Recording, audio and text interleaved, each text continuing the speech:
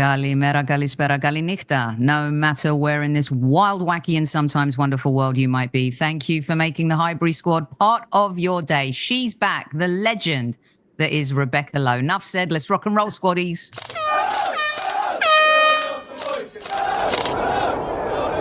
Mind the gap between the train and the platform. Please stand clear of the discussion doors. The next stop is Highbury Squad.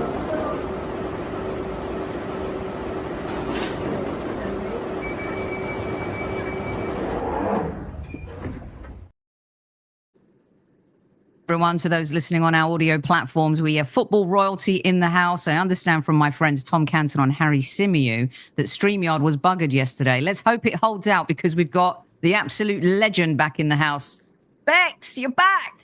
So, well, we're giving it a good test because I'm doing this from my car, for which I apologise to the squaddies and everybody, but I'm having some little bit of work done in the house, and you know what it's like. You're like, they're just going to come straight into the room right in the middle of the podcast. So I thought, let me get out of the house. I'll do it, and it's like, where else? I can't do it in Starbucks because, by the way, that's the loudest place in the history of the world. So I'm in my car. So fingers crossed, StreamYard works for this. It's so lovely to see you and everybody. Well, it's great to see you at ease, squaddies at ease, and we'll get you out of here in a good half hour. We don't want you burning up in that California heat in your car. News headlines: Rebecca Lowe found passed out in Don't worry, I don't go anywhere so for the age of 44 without a lot of air conditioning. I gotta be honest with you, my friend. I love it. Right, before we get to the obvious, I wanted to tap into your experience. You were at Old Trafford. Brilliant job once again by the NBC crew. Thank you. And sideline in Blighty, opening weekend. Always love seeing you guys there. Tell us what you saw at Old Trafford, because the fallout from Arsenal getting 3 points. I was talking to Mr. Buckle as well, and we were messaging. He was saying, great start. Mikel's learned how to win ugly.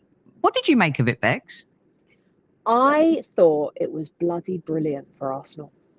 I think, yeah, my husband is right. I think there seems to have been a shift, and some of it was happening last season, but this Arsenal, compared to 4 years ago Arsenal, is a completely different philosophy, I think. I mean, that performance on Sunday, I don't think Arteta would have been happy with it 4 years ago.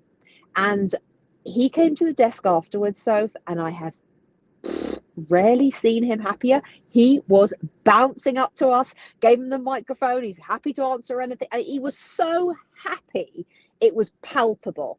So I saw a performance which, of course, wasn't going to, set the world alight, but who cares? Mm-hmm. Who cares? No, I don't think anyone cares. I think I said on air, you do 38 1-0s when you to take you to the title. Who cares?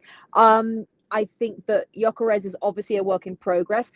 The fact that he didn't train with Sporting Lisbon for a good while means that he's behind in his fitness, which I think played a part in him only playing an hour. And also he made some good runs, but they just didn't find him. So I do think that is all going to come together.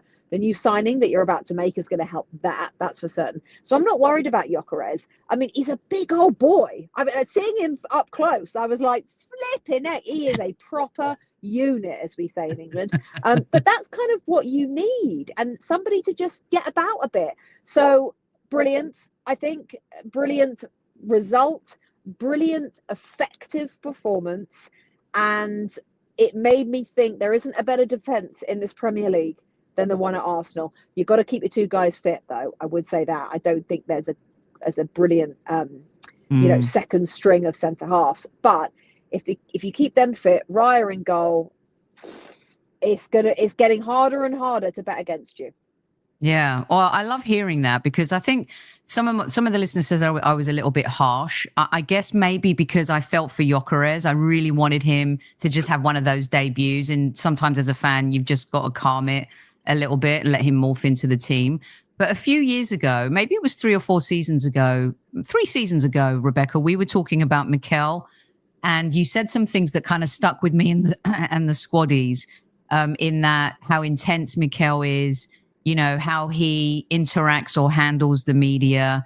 And you gave us this list of the things, his to-do list every day is Arsenal, Arsenal, Arsenal, then the wife. It sounds like from this sideline interview and the time that you spent with him, he's evolved in his relationship with the media and that kind of representative of being Arsenal, the face of Arsenal, if you like. Yeah, so how old is he now? 43, is he? Yeah. I mean, he's younger check. than me. You double check, but I think you're right. I don't think he's far off. He's not 45 yet. So I am still learning, right, in the job that I do every single week. Yeah, he's 43. Okay. And I'm 44. Am I better today than I was as a presenter 4 years ago? Definitely. So am I better at dealing with the things that I don't love dealing in my job with? Definitely. He doesn't like dealing with the media. No manager likes dealing with the media, but he's better at it now. Now, is he brilliant? No. Could he do even better? Sure. He's 43. That's fine. We have to remember the lack of experience that he has at any level of football management. That's the first thing to remember, comparing to some of the others out there. He is, for me, what was interesting on Sunday at Old Trafford, he wasn't the animated, stressed out, over emotional Arteta in that dugout that he's been in previous games. Now, is that because it's the first game of the season? I don't know. We'll see, won't we? He seemed more pensive, calmer. I mean, compare him to Ruben Amorim, who just literally never stops pacing up and down. 10 yards, turns around, 10 yards, turns around. And also compare him to Arne Slot on Friday, who would never stop going to the fourth official. And I love Arne Slot, but he was back and forth to the fourth official, staring him out, throwing, insults at him. Arteta was much more self-contained at Old Trafford. And that, I was surprised. I was really surprised, because I think the criticism of him in previous seasons as being over-emotional that's then bled into his team has been fair. So I just wonder, not just with the media, but I'm wondering, so whether he is just maturing. Quite simply maturing. And that, if that is happening, that's only a good thing. Pair with the squad that you've got, I'd be really positive if I was you. I would be scared, always scared, because you finished second 3 times. So of course it's scary. Can we make that next step? But you can only, week by week, as of right now, I don't think there's much you can criticize him about right now. Yeah, that's interesting, because I always felt he kind of talks about emotions a lot, and I think it's great to have emotions, but being too emotional 100% bleeds into the team. I think that's what happened to us against PSG in the Champions League. The Real Madrid game, we played fearless football, and then the emotion, I think, got to us, and something we need to grow and learn from. So to hear that coming from you, I think that's a really good thing. So we got the 3 points and we march on, and the transfer window, which I was saying, God, I just want this bloody window to shut. I wish it had shut 2 weeks ago. Well. I changed my mind yesterday, Bex. I bet you did. I sent you a wee text, and I don't know if there's just more joy in the fact that we've always loved Eze. And by the way, is it Eze? How do you pronounce Eze, right? Okay. I want to make sure I get that right. We've really wanted this player for a long. I don't think there's been a more universally received signing. Forget what happened after, but when we signed Ozil, everyone went nuts. It was like Mesut Ozil from Real Madrid, perennial winner, absolute silky smooth footballer. Gyökeres broke the shirt sales for Arsenal when he signed. I feel like this is going to just break the record few weeks after. As a Crystal Palace fan, I know how much you love him, let alone as a player, but also as a human being. This is a massive signing for us, Rebecca. It is, and I congratulate you, because you have got one of the best players I think our country has produced in a long time. He is the ultimate plug-in and play. He's 27 years of age. It's a hefty price, but I think from Palace's perspective, he's worth every penny. And from your perspective, he's worth every penny. I think his relationship with Gyökeres will be excellent. I can just see them working together. He worked so well with JP Mateta. And so they're both out and out number 9s. Obviously, I'm devastated. But a couple of things. One, I expected to lose him last summer. So the fact that we got him for an extra summer is a bonus. I'm used to this, right? As Arsenal fans, you guys won't be used to this. I'm used to this. We lose our best players every year or every 2 years. So I am used to that pain. But it's how they leave that is what also matters to the fans. And Eze has done nothing but the right thing. He even wanted to play tonight in the game against Fredrikstad, which is a huge milestone in Crystal Palace's history. It's the first time we've ever played in Europe, and he wanted to play. And as far as I can see, I know the deal's not fully done yet, but as far as I can see, he's not playing in the game today. And that was not his decision. It was both Crystal Palace trying to protect their 70 million and Arsenal trying to protect their new player. And I understand that. That's sensible. I have to say, he can never do anything wrong for me, because he gave me the third best day of my life at just after 4:45 on Saturday, May the 17th. What he has done, it's giving me chills to even say that. And yes, I'm getting a tattoo very soon. What he has done for my club and my contentment levels in life, my joy in my everyday life, it's priceless. So, you know, I read somebody the other day talking about, will they boo him? They'll never boo him. Palace fans will never boo him. I mean, I would never boo a former Palace player unless he was an absolute arse, but he's certainly not that. He's done everything right. He has a wonderful persona off the field as well as on. He's such a beautiful player to watch. You are so lucky you're going to get to watch him in a red shirt. But listen, I wish him nothing but the best. I like that he's going to Arsenal over Spurs, and people can come at me as Spurs fans if they want, because I want a player who's leaving my team to go and be playing at the very highest level. I know you're both in the Champions League, but Tottenham are not going to be in the top 3. So I want Eze now, if he's going to leave us, to go and win the league. He deserves it. He gave so much to us. I wish him nothing but the best. I mean, when the news broke by the wonderful David Ornstein, love watching you two. I send him a little message saying, you know, I take a picture of the telly and I'm like, my 2 favorite people in football. Yeah, and he's the best, by the way. Isn't he? And honestly, I mean, how lucky we are to have him on NBC. I told him that. He's like, no, I'm the lucky one. No. Make no mistake about it. You're the best at what you do in the world. I don't care what anyone says. He's the best at what he does. Every single thing he breaks is correct. Do you know what I love, Rebecca, is in a time where everyone's their own news network, David is that kind of essence of what the old school journalist is, or what and can still be, right? Yeah. That's what I love about him, and how he reports and how he breaks his stories. So, you're right. He does everything the right way.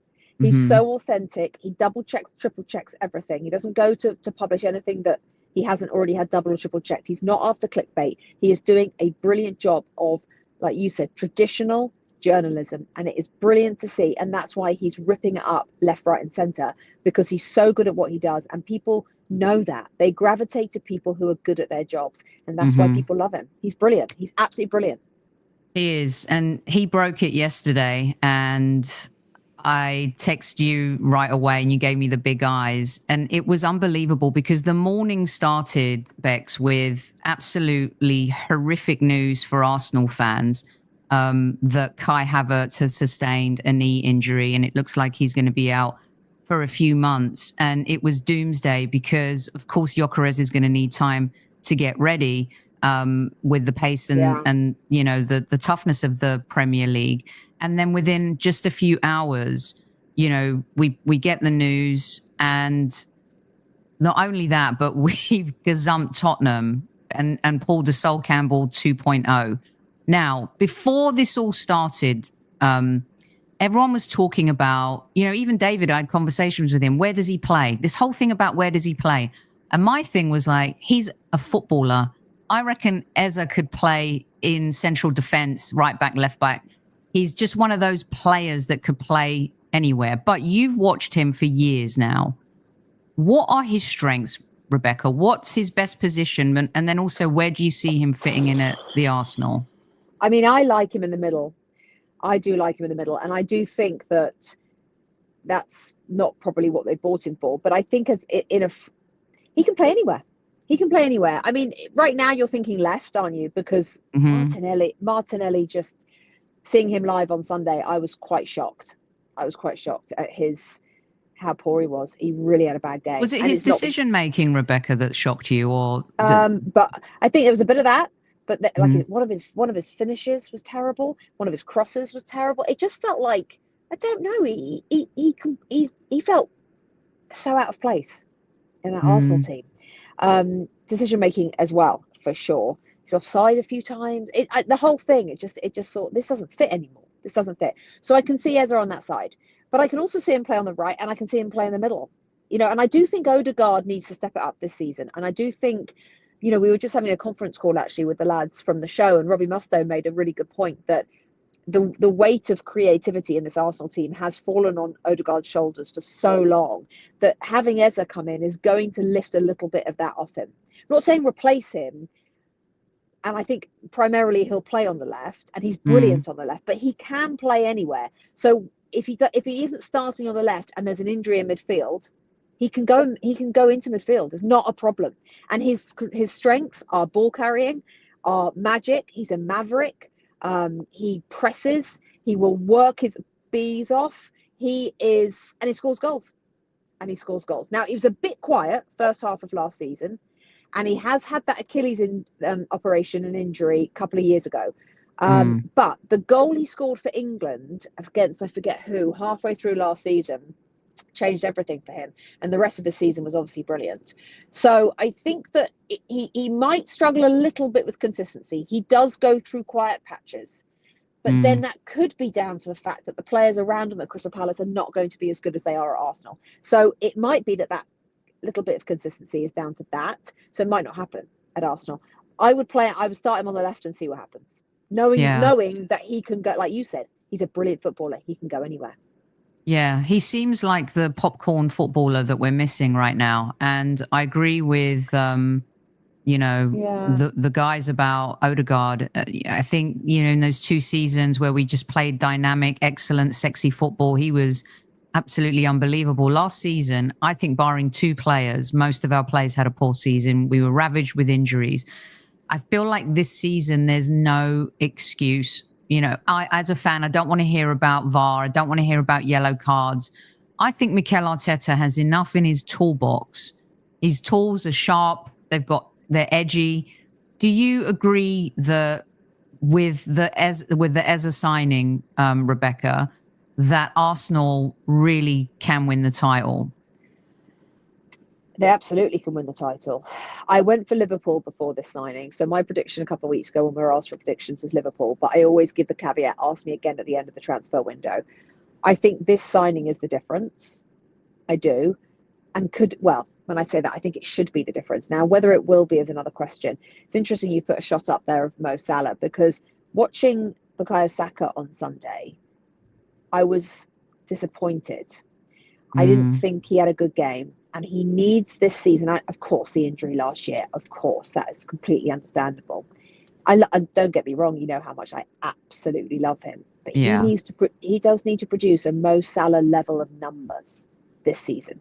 I think he needs to produce that if you're going to win the league. So I think that if you hadn't signed Eze and Saka did produce you a Mo Salah type of number of goals and assists, I think you'd win the title. I think a lot comes down to Saka. Now, the pressure can be off him a teeny bit now that you've sold Eze, now that you've bought Eze, because now you've got somebody else who does like double digits of both of those things, especially goals.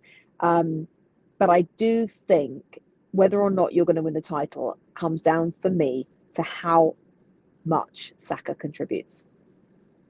I think some Arsenal fans, he's just coming back from the injury. He played towards the end of last season. He's brilliant. I know that, your wee boy loves him too, and he doesn't support Arsenal. Other fans love Saka. What he does for England's amazing. It's amazing that we've got these young English boys in our team now, young men in our team now, that are all doing special things off the pitch, good human beings as well. And with Saka, I think it's going to take a little bit of time. Plus, we had Keith Hackett on Monday, Rebecca, and he was talking about how shocked he was, how bullied and fouled Saka gets. And he couldn't believe that he doesn't get any protection. He said it's not the first time that he's seen it. What I'm hoping with Eze and maybe with Madueke a little bit is players, they might stop doubling up on him because they got a worry about Eze maybe coming through the middle. Madueke on the left, he just doesn't get enough protection. There's something like the way people talk about Cole Palmer sometimes versus Saka really irks me. because I know Chelsea have gone on to win a couple of trophies and he's been brilliant and stuff. But there's something about Saka where I feel like he's not gotten that full respect yet. And maybe it's because we haven't won a big title. I don't know. I think it is that. I think it's exactly that. And that can always be a stick to beat him with. I think you're absolutely right. Let me just ask you a quick question. So if you did Madueke on the left, Saka on the right, Eze in the middle, Gyökeres up top, Rice and Odegaard and Zubimendi? I would. So the big conundrum is Odegaard, right? And a lot of Arsenal fans feel like he needs to step it up this season. You guys saw it yourselves. I actually thought he was one of our better players. You were there. I didn't think he had a bad game against Manchester United. No, it wasn't a bad game. But I think he's a number 10 that works in the shadows, Bex. He's not that, pizzazz number 10. In the previous 2 seasons, he was definitely more pizzazz, but it kind of dropped off a little bit. It's like what people think they want Kai Havertz to be, like a Haaland Kane number 9. He's not that at all. He's another player that works in the shadows. And I think Mikel's built a team maybe with the creativity that they work in the shadows a bit too much. And sometimes you've got to unleash, at least let one player like Salah be free. You don't have to defend too much, but he wants every single player winning duels, tracking back, possession obsession. So I wouldn't mind seeing, and because he's the captain, it's hard. And with Tony Adams' comments, he's going to back him. But I think there's a scenario where he could do Eze, Gyökeres, Saka, Odegaard as the 10, then you got Zubimendi, Rice. So but then he does, and he's got the option to doing Madueke, Gyökeres, Saka, Eze, resting Odegaard in certain games. Yeah, I don't think he'll rest. I just don't think he doesn't rest Odegaard. I mean, I just don't think he doesn't rest anyone really. I think that's the team. I think Madueke's on the bench. I'm wondering whether they would have bought Madueke actually had they known. Do you rate him? I like him. I do like him. Do I rate him? I need to see more of him. He was in and out at Chelsea, and I need consistency, but I just don't think he's going to get that at Arsenal. He's obviously highly talented, always plays well for England, which is interesting. I just don't see how you play him over Eze or over Saka or over Odegaard. I just don't. So I think he's going to come on, which is fine, and I think he's a good sub. But I just wonder whether it was quite expensive, wasn't he? I just wonder whether if they could have their time again, they might spend that money elsewhere. Having said, like a centre half, I think you've done so well as a club, by the way, at addressing the areas on the field that you need to address. And with Eze obviously on the left, because Martinelli wasn't great last year, but centre half wise, that could be where they might like to have spent the Madueke money. By the way, quick thing, I said in my podcast this week with Theo Walcott and Taylor Twellman that I sat behind Max. I know he's great. I sat behind Max Dowman at Old Trafford, and I mean when I say behind, like literally that he was in the row in front of me. I could have touched his hair, and I was like, I just cannot get my head around that he's 6 years older than my child.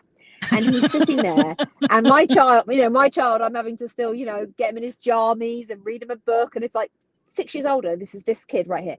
And I was looking at him during the game, and the way he interacted with a couple of the other kids on the bench, it was like they were 15, right? Because they are 15. And I was so fascinated into how a 15-year-old with the maturity level of a 15-year-old boy, no offense, but boys tend to mature slightly slower than girls. How do you even relate to these players that, I mean, I hope we do see him this season because he looked brilliant and has looked brilliant and is clearly brilliant. But I worry a little bit, Soph, because he's a child, and just watching him messing about on the bench hammered home what a child he is. And I'm not being disrespectful. He is 15. He's supposed to have a laugh with his mates, but I don't know. I just looked at him. I thought the future is so bright, but how does he relate to that? And we talked to Theo Walcott about it, and he said it was so hard when he was coming through at Southampton because he was a baby and there were these grown-ups that he was supposed to be on the same level with. Anyway, I digress, but thought that was really interesting. I love that anecdote because it's funny that I think Arsenal will protect him the same way they protected Waneri. It's the same thing with Pep and Foden, right? Everyone was like, play him.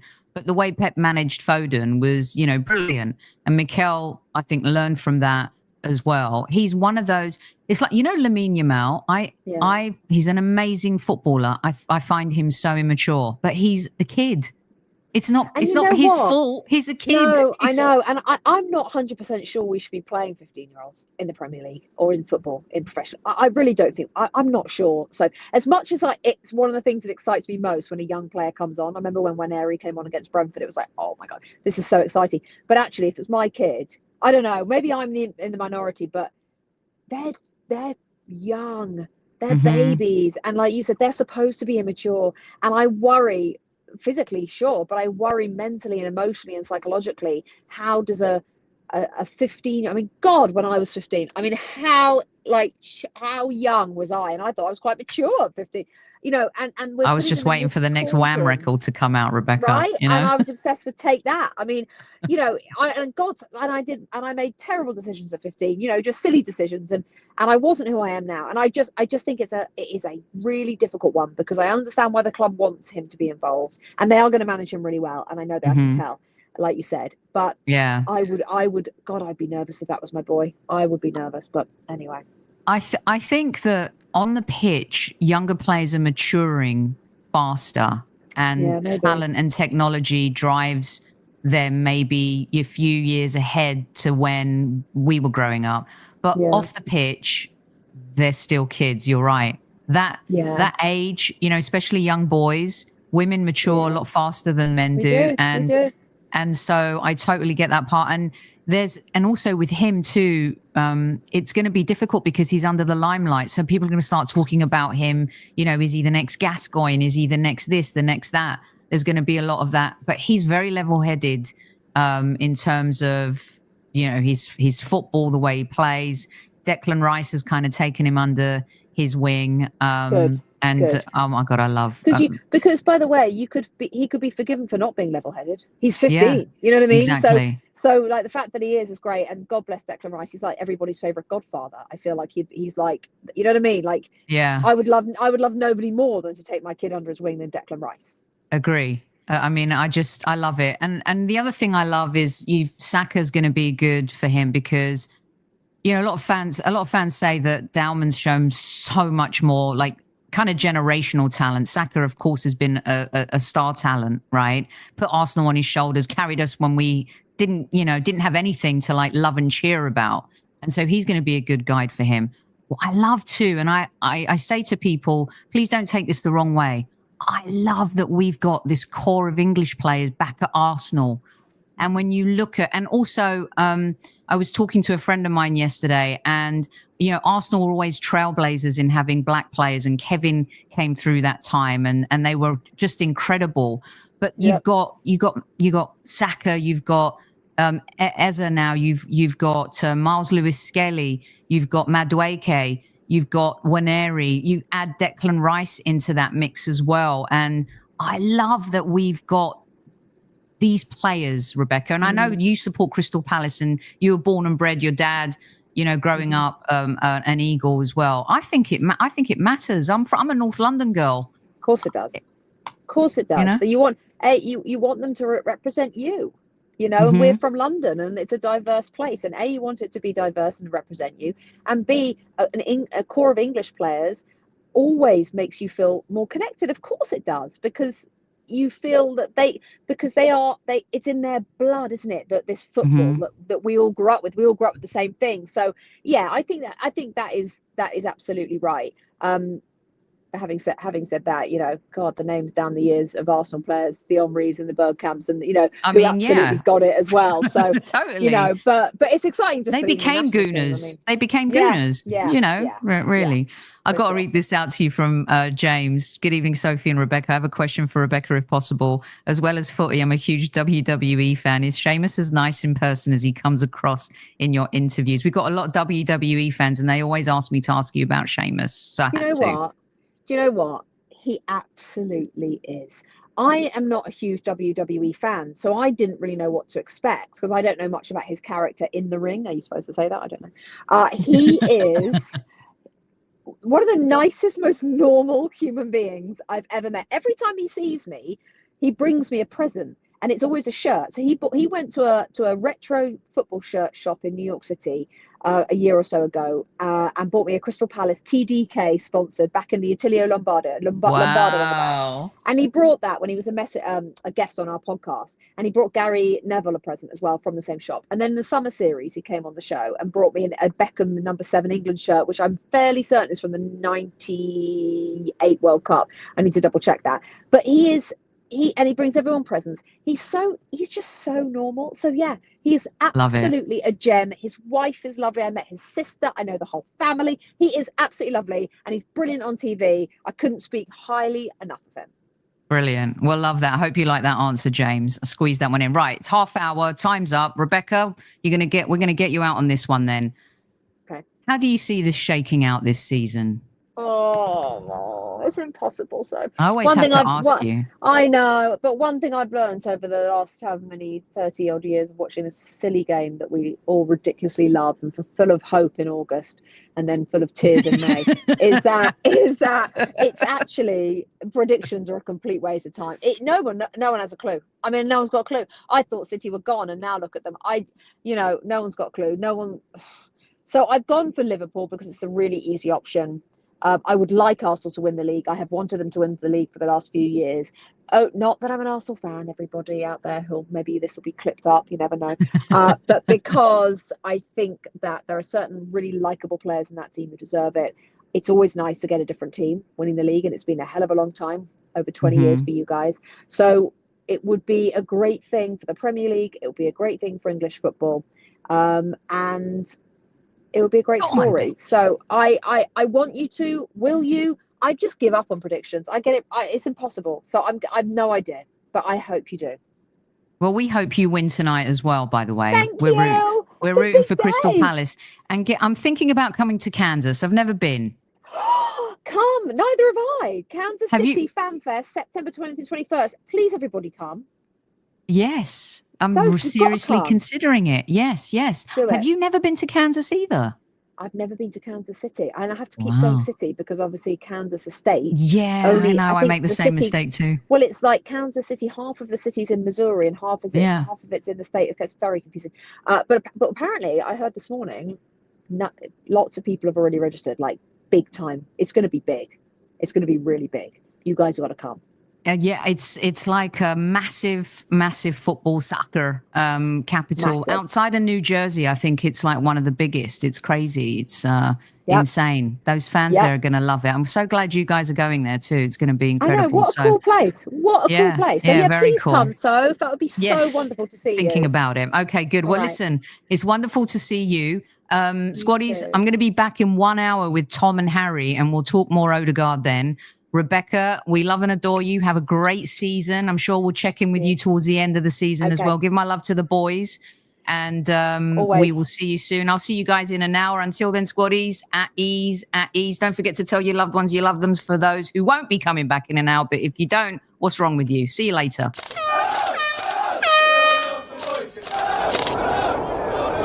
Mind the gap between the train and the platform. Please stand clear of the discussion doors. The next stop is Highbury Squad.